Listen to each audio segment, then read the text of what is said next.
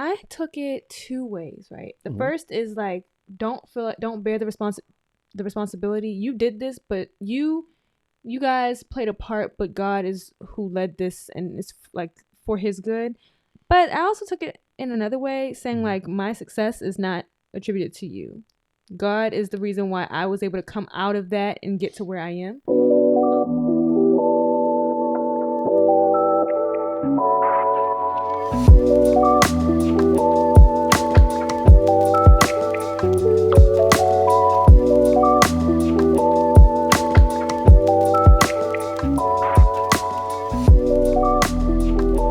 What is going on, XYZers? Hey. XYZ Nation, good peoples, homies.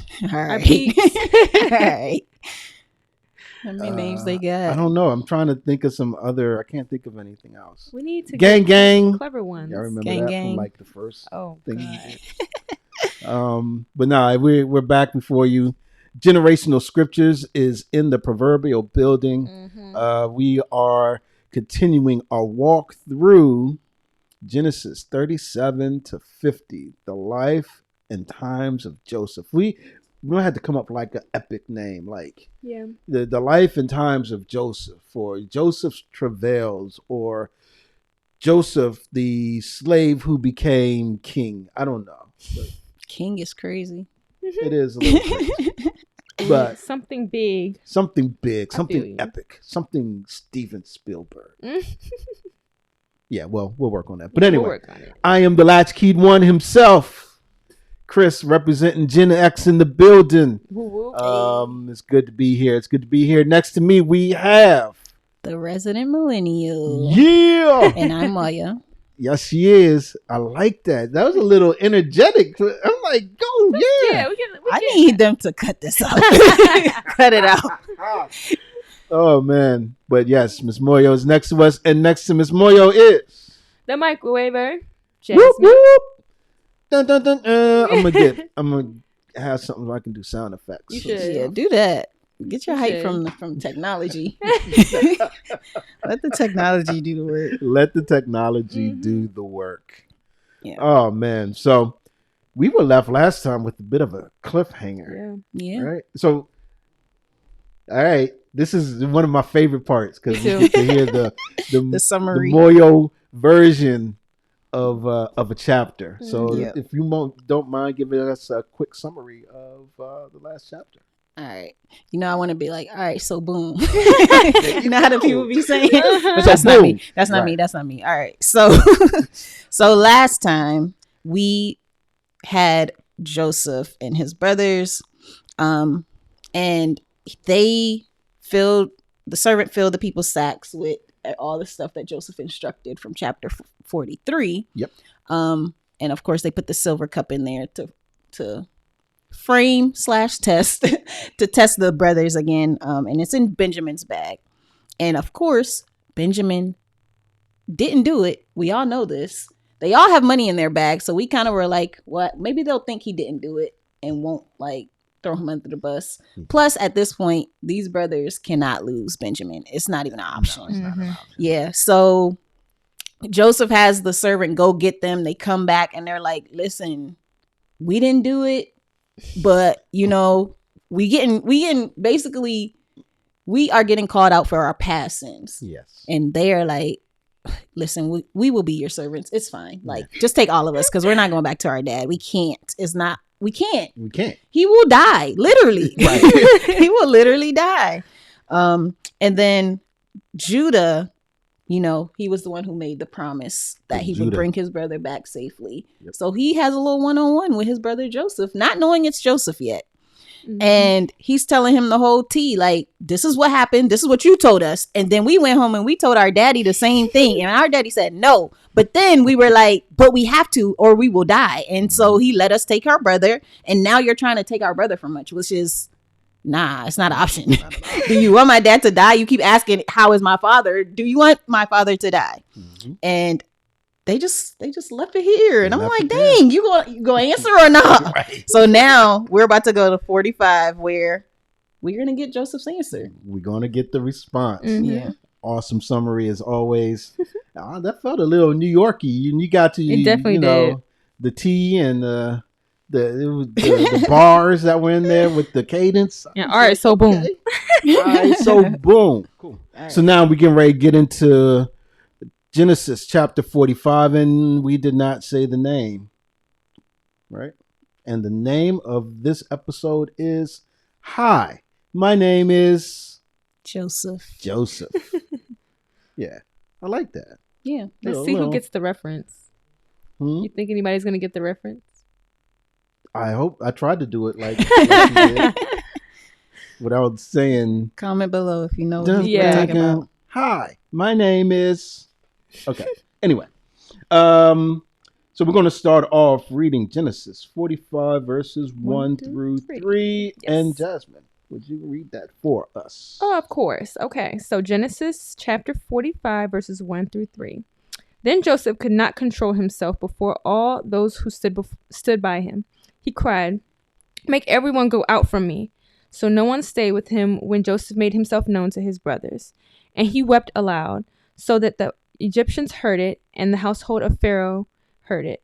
And Joseph said to his brothers, "I am Joseph. Is my father still alive?" But his brothers could not answer him, for they were dismayed at his presence. So Joseph gives his answer. Yeah. About time. So he's been controlling himself in the past. What about now, in the fact that he cannot control himself? What kind of emotions are coming up through all of this? Yeah, I wrote down heart-wrenching. Like, it's really like it gives you like chills throughout your body to know that this man, the crying they're describing is not regular crying. It's not his I walked away and wept for a little bit, washed my face and came back. It's like from the soul type of crying. Yeah. It's interesting because when you look up that word cry, it's actually like 4 words put together to say that he wept. Right? I mean, it's like mouth open, making a noise that's uncontrollable, and crying, all put together and translated here, is him weeping. So this wasn't some, you know how us men do. We get the little thing in the corner, but we don't break down. He was broken down. He was broken down. And I'm wondering, I was looking back at the recap that Judah was doing, like breaking everything down of what had happened thus far. I was trying to think of what part of that, it might have been all of it, but what part of that was like the last straw for him. And I'm not sure if it was that we have to go back with our brother or our father will die, or what part of it was just too much for him to handle. Yeah. I was seeing it as he's really seeing that these people have changed and they are standing up for his brother, his baby brother at that. Like, I felt like he was just disbelief that it's the same men that I dealt with that are now standing up for someone. And this is not the first test he's given them, and they've been passing with flying colors, and he's just like, it can't be, like, is this serious? Is this life right now? Yeah that's my take too. It's like not just one thing, but I think it's the whole, and the fact that I think I talked last time about this reversal, and the fact that Joseph could be thinking that I was in a similar situation, and they just left me. As a matter of fact, they sold me. Now my younger brother Benjamin can be in a similar situation where if he stays, he's going to be a servant, a slave, basically, to me. They don't know that it's Joseph, and they're not abandoning him like they did me. I'm about to cry right now. I know, it's crazy. It is crazy. They're sticking with him. Yeah, and to make it even crazier, who was the one that said, "Let's sell him"? Judah. Right. Judah. This same Judah who said, while I was in the pit, after they finished eating their sandwiches, said, "Let's sell our brother into slavery," is now like, "Look, take me instead." Yeah, I can't do this to my father. I'm going to stand up. Yeah. I mean, I don't know about y'all. This is crazy. What did we think about? And did you all pick up anything on the fact that he told everybody to leave? Yeah, I thought that was interesting, but I don't understand its importance, like the relevance of why they couldn't see him cry. Or Right. I think he's in a place of authority, and I don't think that they are supposed to show emotions like that. okay. Which is why he's always excused himself, and now he's like, okay, this is just my family. Everybody else get out. And he also released and we'll see. Actually, I'll wait. We'll see it later on that everybody's gone, but his brothers. There's no interpreter. There's nobody. It's just me and my brothers talking. Mm-hmm. And yeah, I don't think he's allowed to be that vulnerable. Oh, it makes sense. Yeah, because he's in that position of power. Yeah. And he's been able to control it up until now, which is like now at this point, he can't control himself. Right. I think some of the other translations may say he can't refrain from showing his emotion. He can't be under control anymore because of everything that's going on. Mm-hmm. So, and even though he kicked them out, like they still said everybody heard it. Like, you might as well let them stay. Yeah. I mean, so back to what you were saying, that's got to be a big boo-hoo cry. Yeah. Right? Either that or they're at the door listening. like, trying to hear what's but it's going at on. the Egyptians plus the people in Pharaoh's house. So it's like everybody. It's not even just the people that were in here with us. It's everybody. Yeah, the thing with being heard at Pharaoh's house, I heard two things. One, it's like it's so loud that it's being heard. I'm not sure how close they were. Some people say that the houses were in close proximity. I've heard read other things where they've said, that this really sort of talks to the fact that someone went to tell Pharaoh later. Yeah. So it could be either of those. But the point is that ultimately Pharaoh heard it. And we'll get to that a bit later too. The brother's response. Yeah. How would you have responded? I mean, just think about it. This person. It's been 20 years roughly. Mm-hmm. And you thought they were dead, and all of a sudden, these people you've been dealing with the whole time finally decide to reveal themselves to you as being someone that you haven't seen, let alone a relative, in that long time. I think it would depend on how hard I convinced myself that they were actually dead. You remember? Okay. I feel like we talked about that once. Of like, if they truly thought he was dead or gone, like, was he? Because they were saying it as if they were convinced, but they all they knew was that they had sold him off and he was gone. That's all they knew for certain, and they just, I guess, assumed that he was dead because they hadn't seen him for however long. But if I had really convinced myself fully that this person is gone, then I would be shell shocked. I'd be like in a different. This feels like this is not reality. But if I had like a little bit of like doubt. I don't know if I'd be that astonished to see him. I don't know. Yeah. So does their react? Because we did talk about that. Does their reaction make you say that they thought he was dead? It kind of confirmed to me that that was their true belief. Yeah. They weren't just talking. Because they would say in previous chapters that one is no more, one is no longer with us. But now I think we get a fuller meaning as to what that means. Yeah. So they were dismayed at his presence. They were dismayed. To be horrified, to be out of one's senses is what the word means. Yeah.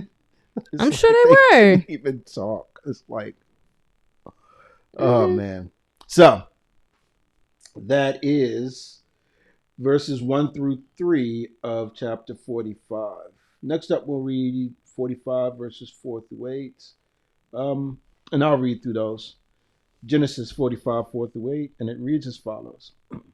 So Joseph said to his brothers, "Come near to me, please." And they came near. And he said, "I am your brother Joseph, whom you sold into Egypt. And now do not be distressed or angry with yourselves because you sold me here. For God sent me before you to preserve life. For the famine has been in the land these 2 years, and there are yet 5 years in which there will be neither plowing nor harvest. And God sent me before you to preserve for you a remnant on earth, and to keep alive for you many survivors. So it was not you who sent me here, but God. He has made me a father to Pharaoh, and Lord of all his house and ruler over all the land of Egypt. Mm. So we also see, because of their response, their dismayed response, Joseph has to sort of double down on it, right? So it says, "Come near to me, please." Does this bring back to you all any thoughts of the dinner and the seating arrangements and how the Egyptians and the Hebrews were separated, because the Hebrews were more agricultural livestock people? So and plus, I mean, Joseph is a leader, so it would be understandable that they would take the distance.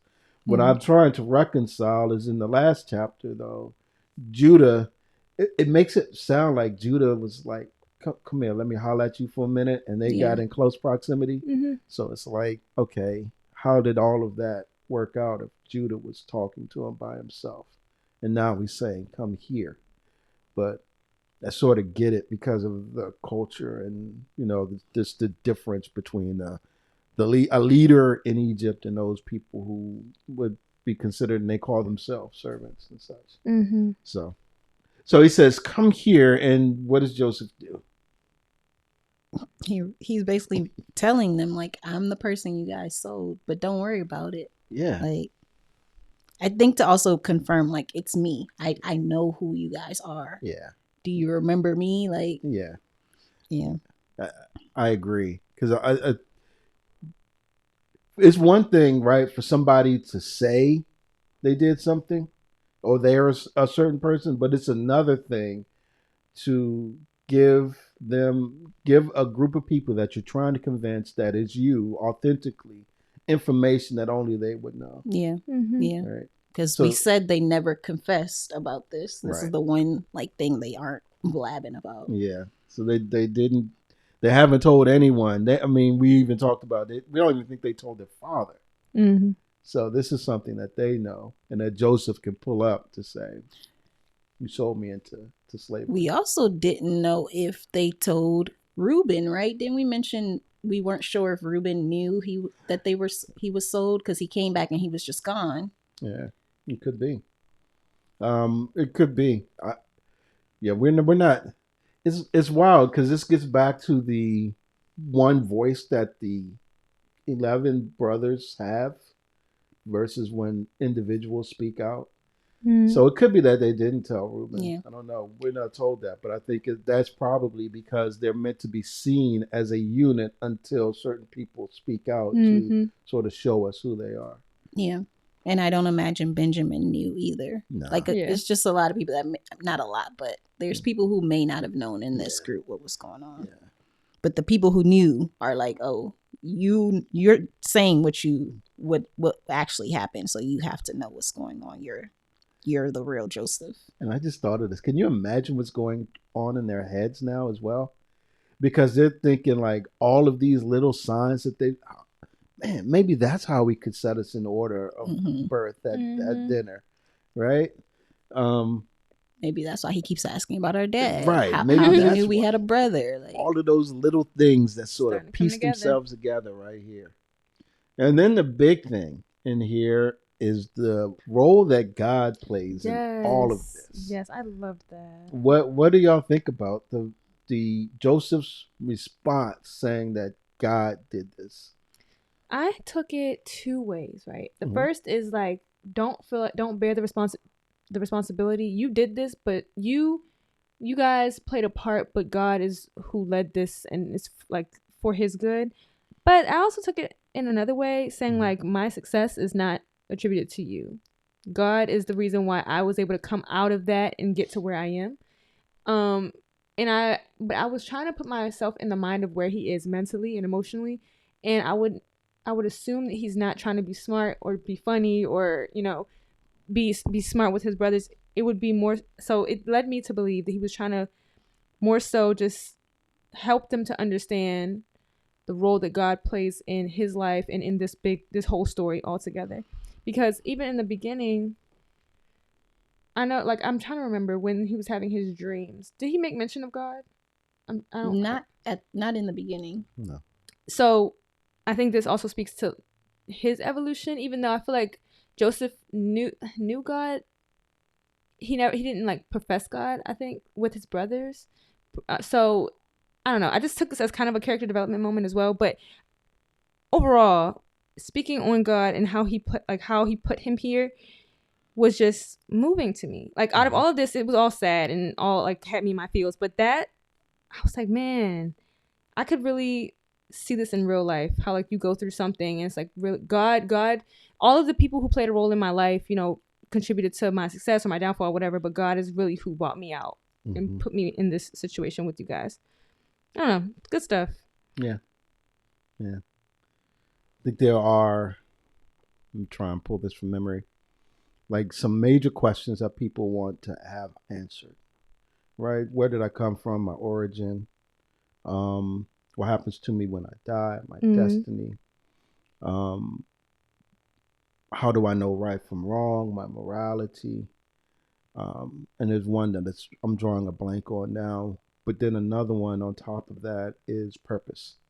I think that we as people, as humans, like to think that there is purpose behind everything that goes on in our lives. And I think it gives us some solace. And so, particularly when bad things are happening, to have this realization that even in that, whether it's evil that's done to you by someone else, whether it's natural disasters, whether it's some sort of illness, it's comforting, and I think it should be, to understand that God can have a purpose behind all of that will still come to see its fruition. I think there's some solace in that, because I think we as people, we want to know, why am I here? What am I here to do? But even when we're going through difficulties, it's like, oh man, this had to have some sort of purpose, and I think we like it when it does. Do you think that Joseph, that he was seeking that comfort in leaning on God in the different points throughout the story? Do I think that Joseph was seeking comfort? Like, did he lean on that, or was that just something he knew? Yeah, I do, and I think we all do. And I've mentioned this several times in sermons, and I think that's what God wants. Because when times get difficult, right, there are a couple of things that you can do. One is you can turn. You can turn and try and rely on your own strength, or try to do something, and I'm speaking from a believer standpoint, do something that's outside of what a believer is supposed to do to try and get that situation changed. Right? I'm thinking like a drastic one would be like, I owe money or I need money, so I'm going to go do something, some crime to try and get it. But I also think that the other alternative is to lean in, is what I call it. And that's that time when it just looks dark. It looks like things aren't going quite your way. It looks like you may not get a good prognosis on something. And instead of running away, instead of,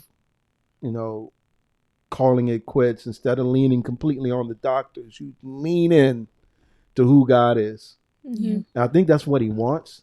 And I think that people sometimes look at that as like you're being a crutch. God, you are depending on someone, so that makes you weak.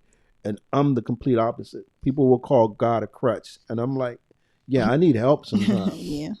I need that. I'm not strong enough to make it through. Stuff was going on with my daughter earlier this year, and I had to lean in because we weren't getting answers. And it's like, I don't know what's going on, Father, but I'm leaning into you. I'm trusting you.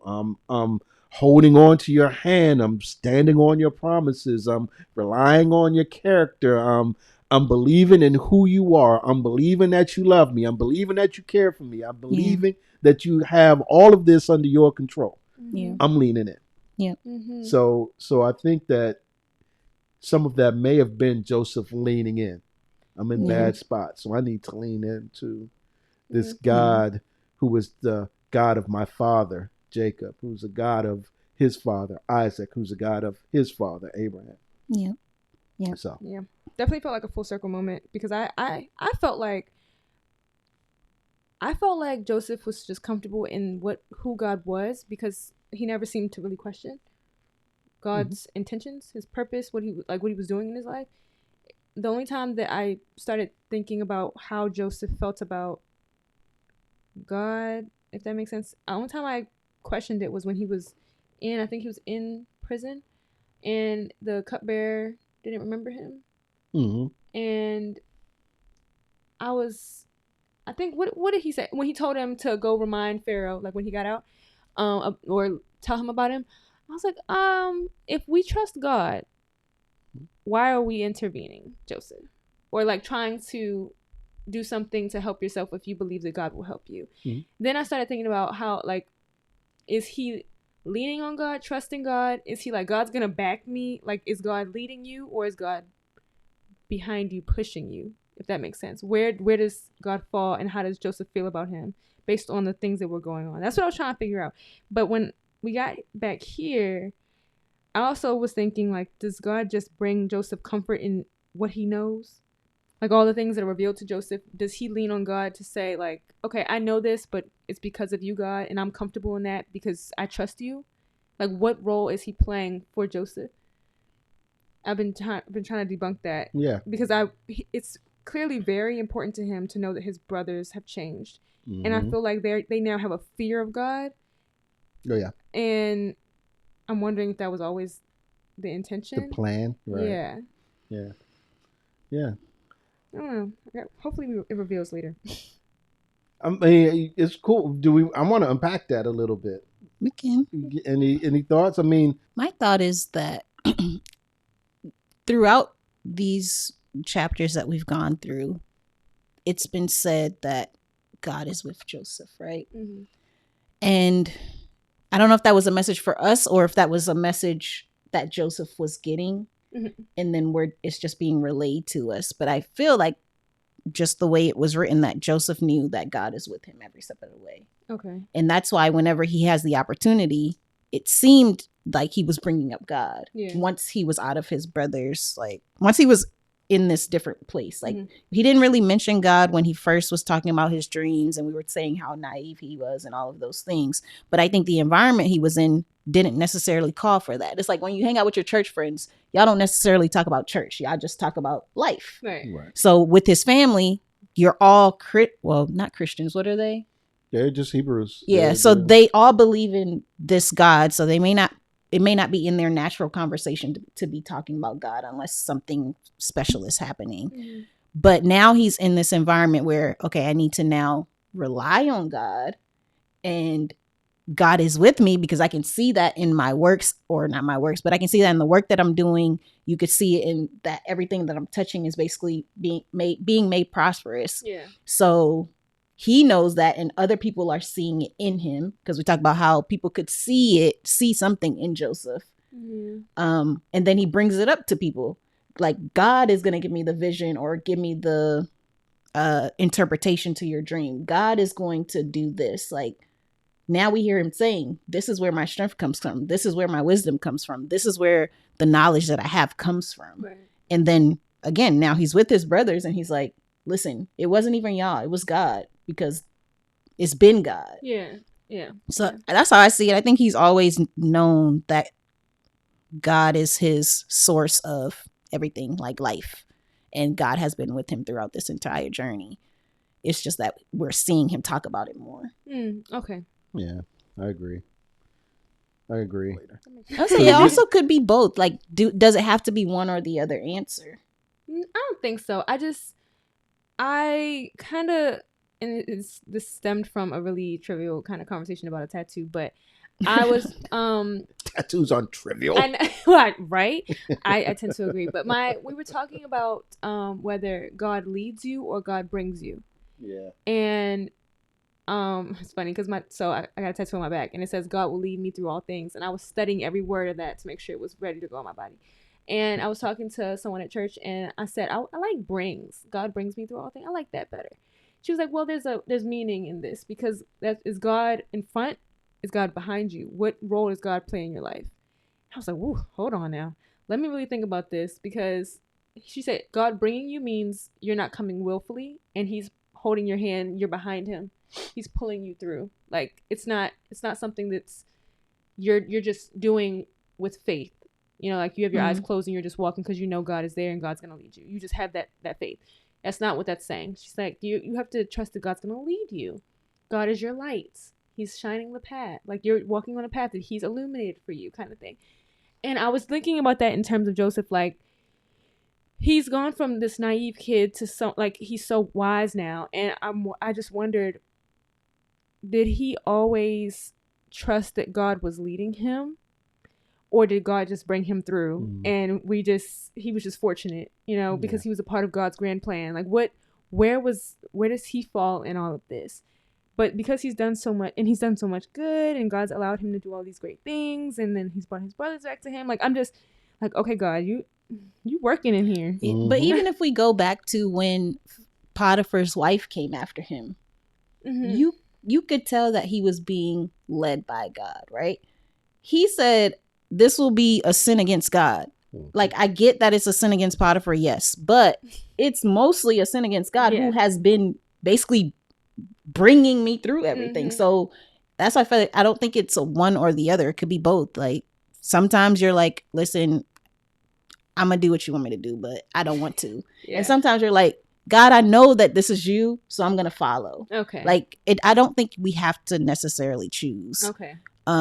I think that God probably wants us to let him lead, like the way that, you know, they talk about wives and husbands or husbands leading their wives. Like you want your wife to let you lead, but sometimes it doesn't happen like that. Sometimes you got to just be like, girl, come on. It is what it is. That makes sense. So, and remember, even in the New Testament, we're supposed to be led by the Holy Spirit. And I think that's talking about our behaviors and our walk and things of that nature. But it's still the same, right? Because my actions, the things that I do, they should be led. They should be led by the Holy Spirit, which the Holy Spirit is God, right? So I should let God direct me in terms of my behaviors, things that I'm doing, things that I do, things that I don't do. And that's a good question that we can ask ourselves sometimes. Right now, in this decision I'm getting ready to make, am I really doing what I want to do, or am I being led by the Holy Spirit? Right. Yeah. And I also think that what I get scared of, and I don't know how controversial this will be, is that we sometimes think of ourselves as super Christians, meaning that I've always had this mindset that I have right now in terms of me being led. I think there are times and spaces for growth where I get to a point where I'm able to be led because I've had some growing things happen. And I say that to say, I don't think Joseph was in there like in jail or in the pit like, you know, God's going to lead me through all of this. Yeah. No, Joseph was scared. We saw that when they talked about it. I don't think Joseph wasn't saying to the cupbearer when he was in jail, and I brought this up before, look, I don't belong here. I didn't do anything wrong. I don't think he's saying that. If he's going to let God lead him, and then he's going to be like, nah, I don't have to say anything. I don't even have to interpret dreams. Right. Right? I can just sit here and God's going to work it out. Yeah. But I think there's some growth that happens and some stepping up that happens in Joseph's life, which leads him to this point. So we know he's esteemed God, and Moyo just brought that up. But by the time he gets here, to esteem God, right, to consider him highly, and then to consider the fact that all of the bad things that happened in my life led me to this point, and it was God ordained. Right. I think those are two different levels of thinking. Yeah. Two different levels of thinking. I agree. Yeah. So, a father to Pharaoh. Can we analyze that? Because I feel like I've seen that twice so far. And obviously he's not the father of Pharaoh, but what does that mean? Can we break that down?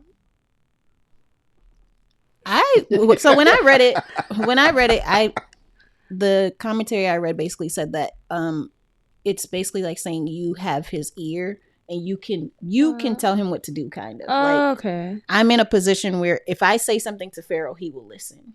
Okay. And so, like, if your dad tells you something, you're inclined to just do what your dad tells you to do. But it's not like he's above Pharaoh in any way. He's just ear to him. Yeah. Yeah, because I was like, has he surpassed Pharaoh? Like, I thought that he was his right-hand man. Like, he was entrusted with all of this responsibility from Pharaoh. Yeah. So Pharaoh just, okay. And I think as adults, like, right now, your parents are not above you anymore, or you don't feel like they are. At least I don't feel like parents are above me anymore. Like, we're all together now. Like, we're all adults, right? And so I don't know if you are watching this, you are not. He is not above you. But yeah, it's like. But I will go to my dad for guidance because he still has more wisdom than I do. Okay. So I think Pharaoh's going to be like, he already said, who is as smart as you in this land? Because obviously not us. Yeah. So yeah, I think it's just that. Like, okay, that makes sense. I was like, oh yeah, I need to figure that out. Play on words, I guess. Okay. Not literal in any way. Okay. The famine has been a constant actor in this story for the entire time. Well, yeah, it's been orchestrating things and making people go to places where they may not normally go. Right. I mean, and even here where he's like, there will be neither plowing nor harvest. Like, almost says to me, people have still been 2 years into the famine. People have still been trying to grow stuff and plant and reap and sow. And he's like, look, it's going to get bad enough. This famine, this actor of the famine is going to get bad enough where you won't be able to plant anything and then harvest it. Yeah. So it's like, again, like you said, it's getting people to move and to react and respond to it. And he's like saying, that's why God sent me here, because he knew the famine was coming and we needed to do some things so that people would stay alive. Yeah. Yeah. The remnant, and to keep alive many survivors. Anything jump out to you all about that? It almost feels like another reset, but not like how God usually does his resets. Which, I mean, I just thought about it now, so I don't have any deep thoughts about it. I think you hit on something, because it's, I mean, usually when you said reset, it made me think of the flood. Yeah. Is that what you were thinking? Yeah. So and that was a remnant of 8 folks on a boat with all the animals to continue the people that were people, right? Everybody here has some relation to Noah, first off, and then his 3 sons, secondly, right? I'm trying to remember, Ham, Shem, and Japheth, I think the names are. And so that's the sort of a reset and a remnant. And I think the same thing is happening here, where by saying that, it really makes me think that they could be wiped off the face of the earth had it not been for Joseph being in Egypt. Yeah. Right? And then what does that do to God's promise to Abraham? Right? Yeah. I'm going to make you a great nation. Yeah. You will have children as numerous as the stars in the sky or the grains of sand on the seashore. So we see this, and we this is a fun part for me, because we get to talk about God a lot. But we see God is keeping to his promise and making sure that what he promised to Abraham, which was a covenant that he made to him in and of himself about Abraham becoming a great nation. Now, the response that they would live as God wants them to is an Abraham between God, a covenant. Did I say that? A covenant between Abraham and God, right? Which is all of the circumcision stuff, right? There's something that you need to do as children of Abraham, right? And as Hebrews, that relate to me, God, and by me, God, it's not that I'll make you a great nation, but you'll continue to be my people and called by my name. Mm-hmm. So we see these two types of covenants that are going on, and God is keeping his covenant right now with Abraham, in terms of you're going to be a great nation. This is a famine. I mean, I'm going to say God caused it because he causes everything. He sustains the universe, which causes Abraham's descendants to have to now move to where they can be sustained. Mm-hmm. And in order to have that happen without much, and we'll see this later, you put somebody in place, which is what Joseph is saying, who Joseph is saying he is. Yeah. So that's what I think is the remnant. Do we think that Joseph really let his brothers? Well, let's say it this way. Question. Joseph tells his brothers not to be distressed or angry with themselves. Does that really let them off the hook for all of the things that they did? No. I think he's saying this because he's already heard them talk about it, right? He's heard them whispering like, we're being punished. And maybe he feels like it's been enough. Like, it's okay. It is what it is. Y'all seem like y'all really changed. Don't be angry with yourself anymore about it. Okay. I think they suffered long enough. It's been 20 years so. and they didn't let it go. Oh, wait. I know. I said give them the smoke. Yes. I did. But if he's going to forgive them, he might as well forgive them, right? Right, exactly. I agree. I love it. See, God can change hearts and minds. May was over here like, yes, be petty. Give them everything. Lock them up. Yeah, that was for the test. And then he realized, oh, dang, y'all actually changed. That's crazy. Yeah, all right. This is true. It has been some time that he left. Yeah. And he's seeing that they weren't just like living like we forgot about you. It's also y'all are it's kind of mental turmoil. Like they are thinking about this, and every little thing that happens to them, they're like, "Oh my goodness, we did something to Joseph, and now we're being punished." Like, then people probably anything could happen. Something spills, and they're like, "Dang it, Joseph!" They've been doing this for 20 years. Yeah, definitely like that guy. That's funny. Oh man! So were those your same thoughts, Jasmine? Anything to add to that? I thought the same thing. Like it's been long enough. If you're gonna forgive, you might as well forgive it all. I mean, not let them off the hook because I don't feel like he did. Yeah, he gave them the business for all this time. Now it's kind of like, okay, you've proven yourselves to me. You've proven yourselves to God. You've changed. Okay, let's move forward. And plus, he's all wrapped up in his emotions right now. Yeah. He wanted to give them that woosah moment, I think. Yeah. So I'm a little weird because I get that Joseph is extending grace and mercy, right? He is, I guess what we're saying, I tend to agree that they've redeemed themselves to a point where he's able to sort of let bygones be bygones. But I'm still, what they did was wrong. And it's wrong, it's wrong to God. Yeah. So it's like, it's not just that, what I don't want is for people to hear Joseph's response that don't be angry, don't be distressed, and think that the brothers' actions weren't bad, that they're now just sort of swept away. I think there's still things that were wrong. They have to be addressed. Joseph can forgive, but the sin is ultimately a sin against God. Right? And so ultimately it's God who has to forgive. It's not just Joseph who's got to forgive them. So while I applaud Joseph, and I would hope that I have that same kind of attitude when I'm wrong that badly. Hopefully I'm never wrong that badly. But if I am, I've had some stuff happen that I think I've...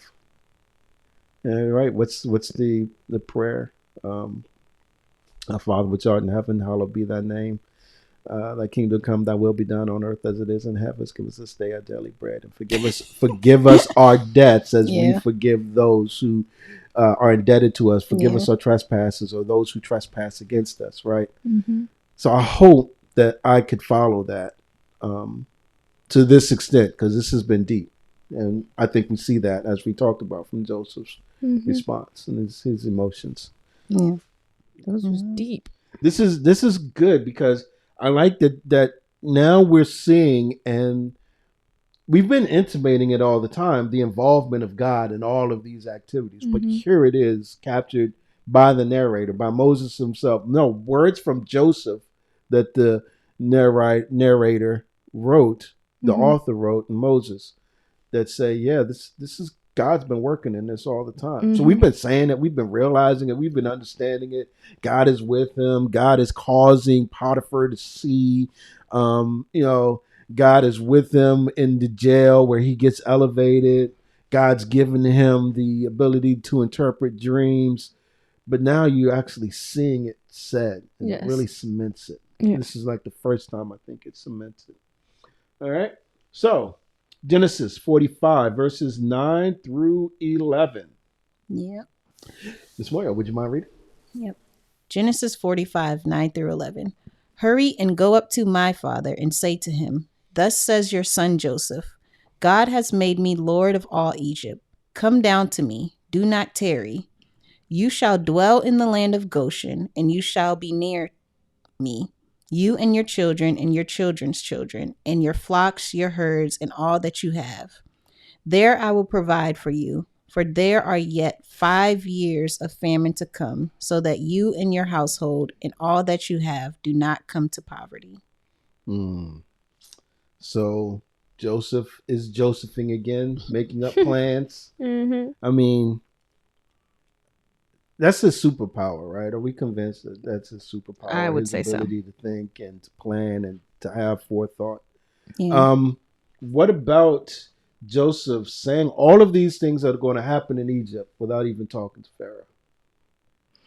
Oh, he got it like that. He don't need permission. He got the signet. He doesn't. And God has made me Lord of all Egypt. No lies spoken there, right? Second in command. No lies detected. I think that's what you millennials and I don't be saying that. Gen Zers. I feel like Gen Zers kind of say it, but like the younger ones, not the older ones. Oh man, you shall dwell in the land of Goshen, and you shall be near me. And look at who he's bringing. So it's not just the 12, as we talked about. They've got families. Yeah, everybody. So they're bringing everybody, right? Flocks, herds. I mean, yeah, Joseph is just offering up stuff in Egypt for them to come. Yeah, he misses his family, I feel like. Yeah, that's what I wonder. He wants one to, he misses them, so he wants them to come near. I mean, it's been 20 years. And there's probably a bunch of cousins and stuff he hasn't met. They haven't had a good cookout in a while. No family reunion in a minute. Yeah, no reunions since he came. So they're probably going to have a good cookout. But he also has one other thing that he wants to take to make sure they make it through. You see what that is? The famine? Yeah, the 5 years. 5 years. So that you and your household and all that you have do not come to poverty. Yeah. Not come impoverished. Yeah, that's interesting. I mean, right now, in order to get food, they're traveling X amount of miles to come, go back and forth. He's like, I can just come here. I'll take care of you. I got you. We don't got to do this back and forth. But how does that work with them being Hebrew and coming to Egypt? I think we'll see about that in a minute. We'll see. But that's a good question, right?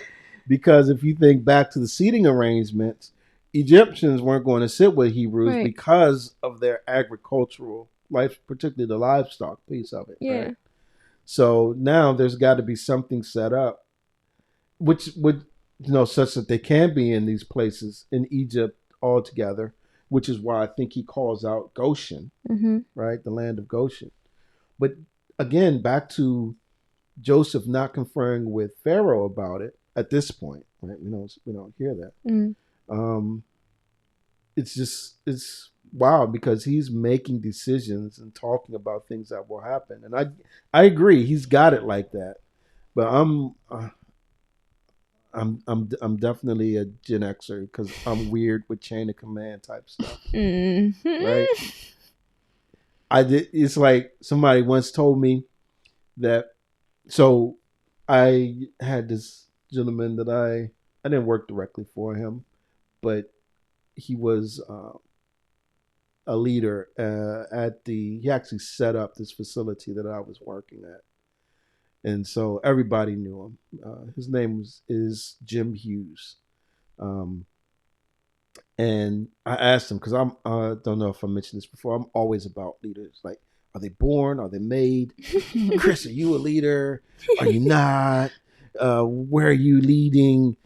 And I asked him about it one time, and he said, how you know where you rank in terms of being a leader is for business dollars. If a decision is made that will cost a lot of money, you have to ask yourself, are you comfortable with the amount that this will cost if I make this decision?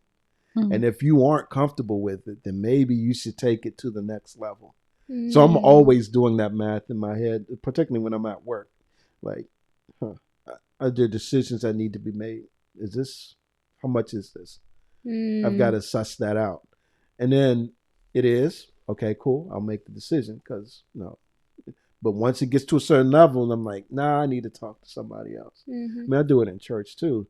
The lead pastor is like, all right, I can make this call here, but at the next level, I need to talk to him because he's the lead pastor, right? So I just think it's interesting that he's making this call without going to Pharaoh. And it seems like a pretty big cost to me. I don't know about you guys, but it seems pretty big. All right. So I gave you all my philosophy on leadership. Anything else stand out in these verses that we want to touch on? I kept seeing that Goshen isn't the name of a place. I read something about that too.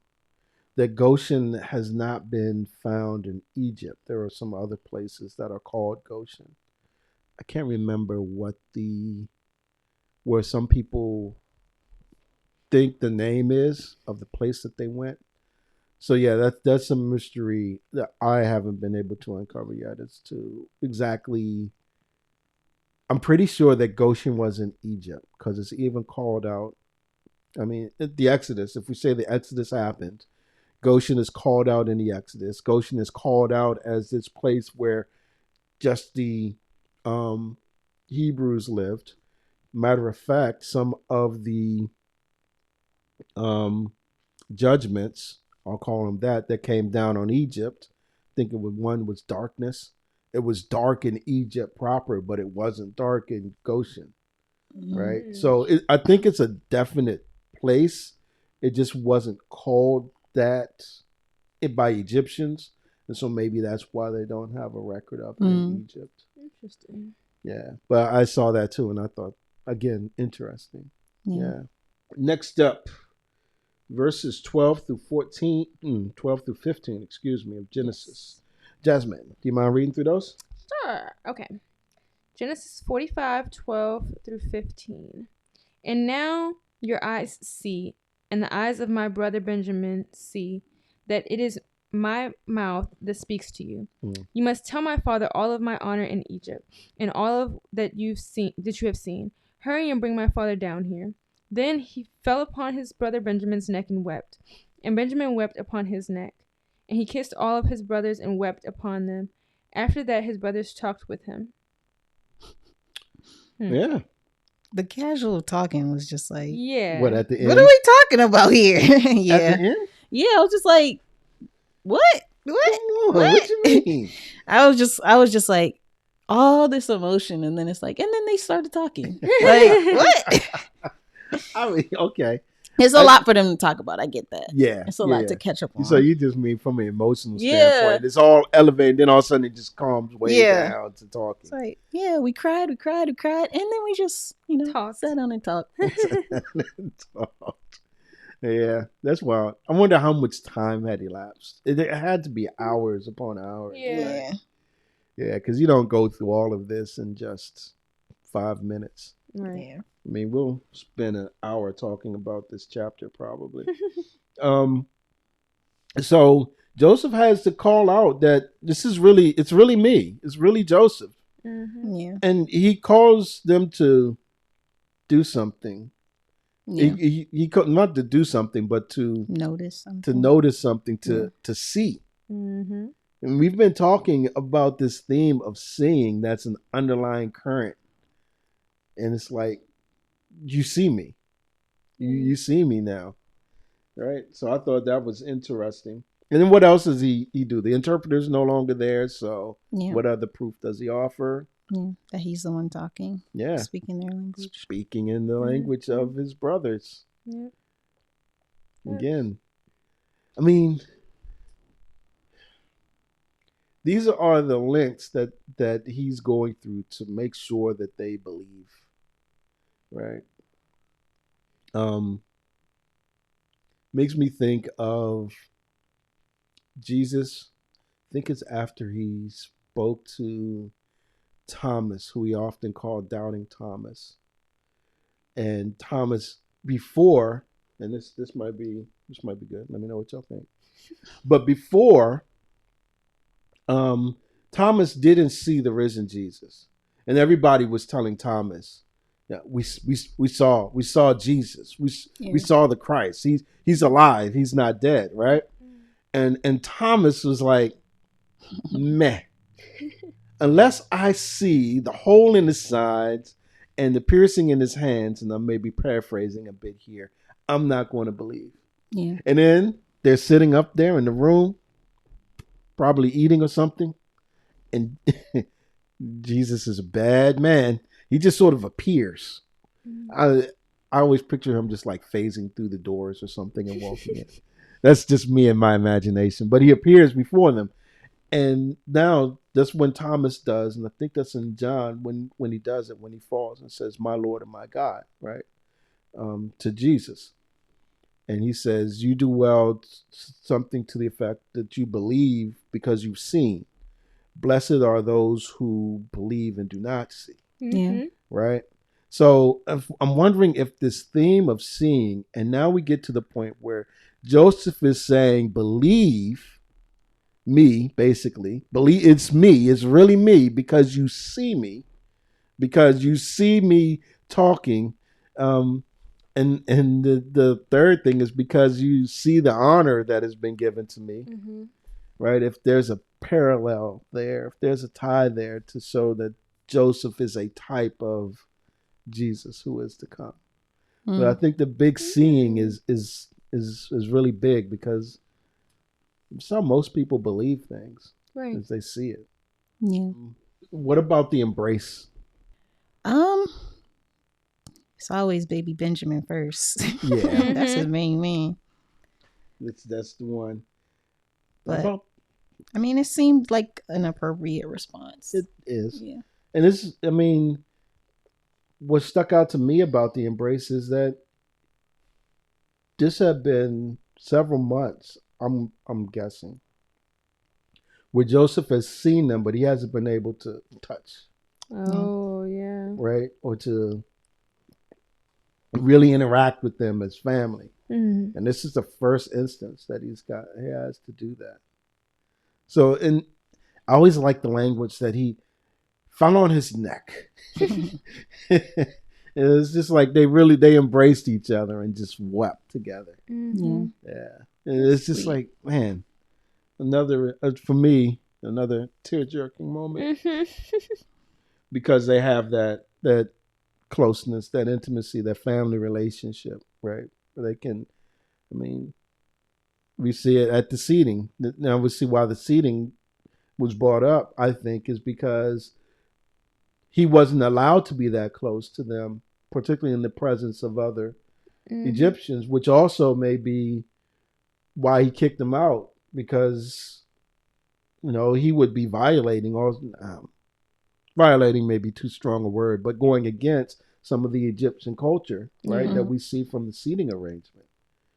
So it's like now he gets this opportunity to really, to handle, to touch. And I think it's good for them because they get to touch and handle them as well. It makes me think of First John, where John is writing and say that which we have seen, that which we have touched, when he's talking about Jesus. Makes it all the more real that we've had that type of relationship. And he goes on to say the fellowship that we enjoy, we want to invite all of you into that same fellowship with us. We were writing this so that you would be able to partake of that fellowship. So I think that's pretty big and interesting as well. All right. Genesis 45:16-20. And I'll read that. It reads as follows. When the report was heard in Pharaoh's house, Joseph's brothers have come. It pleased Pharaoh and his servants. And Pharaoh said to Joseph, say to your brothers, do this. Load your beasts and go back to the land of Canaan, and take your father and your households and come to me. And I will give you the best of the land of Egypt, and you shall eat the fat of the land. And you, Joseph, are commanded to say, do this. Take wagons from the land of Egypt for your little ones and for your wives, and bring your father and come. Have no concern for your goods, for the best of all the land of Egypt is yours. So we finally see Pharaoh's response to Joseph seeing his brothers. Yeah. He wasn't upset. He's happy for him. Very happy. And I thought it was cool that he said the best of all the land of Egypt is yours. Remember, you said everything that Joseph touched is prosperous. He had everything around Joseph was great in Pharaoh's eyes because Joseph had touched it. I kind of related that to this. Like everything is the best of everything is yours because you are related to Joseph. Yeah. That is I didn't make that tie, but you're right. Everywhere that Joseph went, even in the bad places, he prospered and sort of became second in command, including Egypt. And I'm thinking that some of this gratitude is because he's keeping Egypt from falling off the face of the earth. Yeah. Right. All right. Genesis 45:21-24. All right. And Moyo, would you read that? Yep. The sons of Israel did so, and Joseph gave them wagons according to the command of Pharaoh, and gave them provisions for the journey. To each and all of them he gave a change of clothes, but to Benjamin he gave 300 shekels of silver and 5 changes of clothes.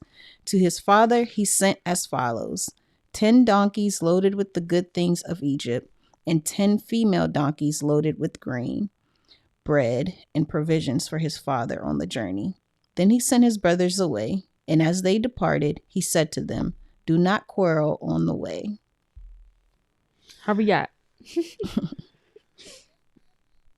So they're getting ready to go, and Joseph hooks them up. What do we think about what he did to Benjamin versus the rest of his brothers? It's still a little bit like, y'all know that's my man's, right? That's my favorite brother. I don't care what y'all think. And obviously y'all changed, so y'all don't care, right? That's what I was like, is this like the last test? I don't know. I feel like this family doesn't care. They don't care about like looking politically correct. No. They just, I got a favorite. And what you gonna do? What you gonna do about it? I have a favorite too, so I can't even be like, I do that. Just my favorite brother. Everybody knows my favorite brother. It's fine.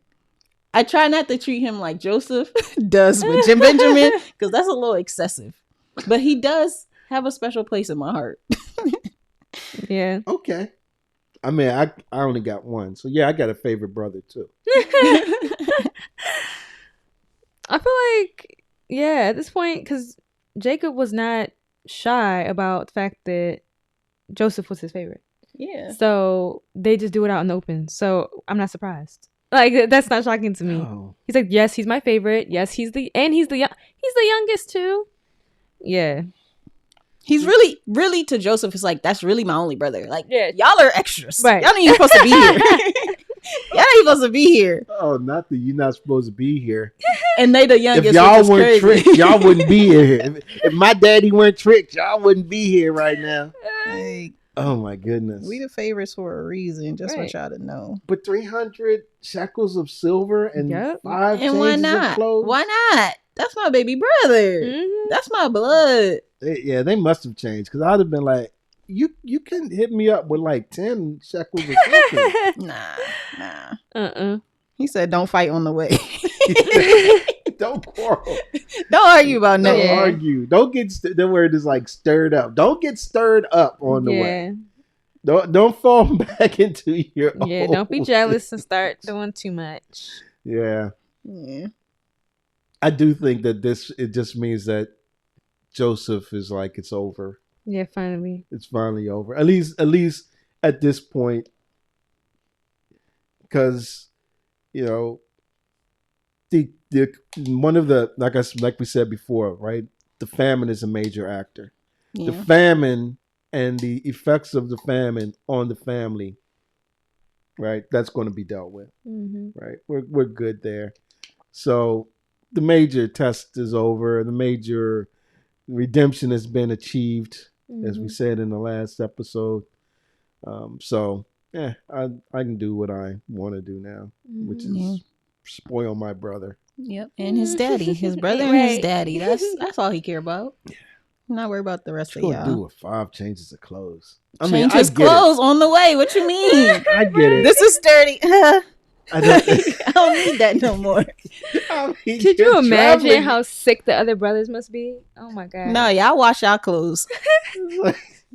I'ma just throw mine away. I can't imagine on the way back. You changing again? Yes, he gave me 5. Duh. Come on, man. It's not a day's walk. They walking for a minute or using their donkeys to get. It's a long journey. It is Let a long journey. Change. I heard it was like 10 days. Put something nice on. But when he see his girl later. So.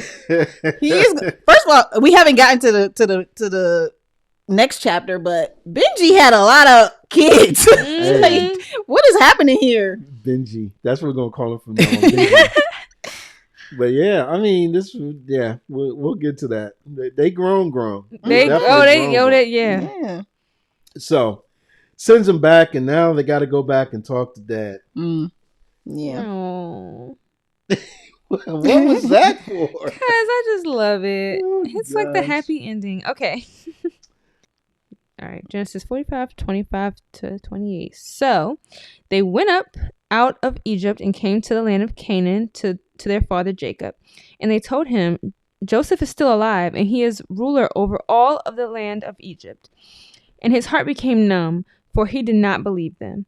But when they told him all of the words of Joseph, which he had said to them, and when he saw the wagons that Joseph had sent to carry him, the spirit of their father Jacob revived. And Israel said, it is enough. Joseph, my son, is still alive. I will go and see him before I die. Yeah, I just did it too. Oh, I know. That's the last part I highlighted when he said, I will see him before I die. It's like, when parents or anyone like has one last thing that I have to do before, and then they pass away peacefully. Yeah. Like, that's what this gave me. I was just like, oh my God. You're pulling on my heartstrings. That's the heartstrings. Oh man, yeah. It's not even something he would have thought about. Yeah, like he's already grieved his son. Yeah. We know he's been holding on to the next son. Just like, I can't lose this one, and now you're telling me, he's not dead. Like, what? But look at what he had to go through. Yeah, to get to that point, because they come back and they tell him. Guess what we saw? We saw Joseph. We saw Joseph. Dad, Joseph is alive. Yeah, right. Yeah. Whatever. It's like, don't play with me right now. With me. Yeah, not my favorite son. Right. Like, this is not a game I want to play with y'all. But remember when they came and told him that something had happened to him? I can't remember the exact words, but it's the same words that came up in the Judah Tamar story. Because you pointed this out in that episode, when it's like they bought the cloak, the robe, and it's like, had someone send it. Identify this, yeah. right? Mm-hmm. And I mean, he had no problem believing the worst that had happened. Yeah. There. What's the difference now with the sons coming back and saying, "Hey, we saw Joseph. We saw Joseph. He's alive. He's alive. He sent us back with all of this stuff." Yeah. And them telling him that he's dead, and they believed him. You don't. I mean, it's not normal for someone to come back from the dead. Like, if someone came to me and was like, "I saw your mom," I'd be like, "What? Are you like?" That doesn't make any sense. I saw proof that she passed, right? He thought he saw proof. So for them, even though he didn't see a body necessarily, he saw the coat, he saw the blood. That means he's dead. Yep. People don't come back from the dead. So no, I don't believe you guys. So you brought up a really good point, because he not only heard, he saw the coat. Yep. He saw the blood. Yeah. Here he hears. Here he hears. Here he hears. At this point, he hears from Joseph's brothers that he's alive. Yeah. But he doesn't truly believe until he sees the wagons come up. Yeah. That's when he says, "It is enough." Or basically, "Okay, I get it. Yes, I agree. He's alive now. Yeah. I understand that now." Because where else are these wagons going to come from? With all this stuff. So again, we've had this theme of seeing, of viewing, of seeing and seeing, and we see it come up here again in terms of Joseph being alive. He was unalive in Jacob's eyes. Now he's alive again. Yes. Yeah. Yeah. And now that he's seen the wagons, he believes it and has that wonderful emotional thing that tugs at your heartstrings. His spirit is revived. I love that for him. Yeah. His spirit is revived. He went numb when they first told him. Because again, it's just a roller coaster of emotions. It really is. Up and down, up. It's like, ugh, man. I'm surprised Jacob's not dead already with all that. With all that going on. Yeah. Yep. Yeah, he definitely wasn't playing. He was like, "We're not about to squander around here." Got it. He's alive. Let's go. Let's go. I want to go see my favorite son. So now Benjamin, he got demoted. Right. He's no longer the favorite. My real favorite is back. Oh, no, he was just a stand-in. But I think that was an awesome chapter. I don't know about y'all. Yeah. Made me have all the feels. All the feels. Yeah. Anything to close the chapter up? I just think this just further reiterates that, like, God's plan, he's working while in the waiting. I just told somebody that this week. There seems to be, and it's so, what is it called? Like, there's a word for it. Idiosyncrasy, something like that. Where, like, it's chaos is going on, right? And, like, you can see people running in circles and screaming with their heads cut off and things like that. And that will, okay. We'll cut it out. That's okay. I had to make sure she was good first. Okay. Thank you. I'm good. No, but in, like, there with so much going on, like, in this long period of time with the famine and things going on with Joseph and his brothers and everything, there's still waiting going on. And I think that Joseph had something was weighing on him. This whole the thing with his brothers was weighing on him, and that situation never really closed itself out. So I think the whole idea of God working in the waiting, it's like you don't know you don't always know what the greater purpose is, but there's always a plan, and it always comes full circle. It may not come in the time you think, because it's been how many years? Like 20 years since his brothers told him. You never know by whom will be used for his plans to be carried out, because thus far we've seen a whole lot of different people come in and out, like with the cupbearer, the bread maker, baker. Yeah. The baker, the people who were seen and were talking around him, with the whole, like, all the stories so far that we've seen that have worked around Joseph coming back to his brothers. and him being able to help them with the prosperity that God has, like, and all the great things God has given him. I just think it just proves that God's plan, he's going to get his plan done however he sees fit, and it's in his timing for his purpose. Yep. Yep. That's good. She always summarizes well. So. She does. That's what I'm like, all right, I'm done. That's it. Cut. All right. That was good, guys. This was good. I like, this is, whenever you read, I feel like whenever I read something and study it, I'm like, yeah, this is my favorite chapter. This is probably one of my favorite chapters. Yeah, now. I agree. But again, we're thankful to be before you. Thankful for watching. Do all the stuff. Like, share, subscribe, yes. comment. Notification bell. Yeah, comment too. Yeah, and the notification belly thingy. Yeah, and do all the things. Hit all the buttons. Yeah. All the feels, all the buttons. Just hit all the buttons. And go back and watch if you have missed chapters. Get caught up. Yeah. So that everything can piece together and make sense. Yeah, because that's one of the... I'm about to take us back into some ride, but bear with me. But that's one of the things of doing the way we've done it, right? Yeah. Is that I get to see how all the pieces fit together and make the connections through. I agree. Yeah. So I highly suggest, if you haven't watched something, to go back and watch it, just as Miss Jasmine said.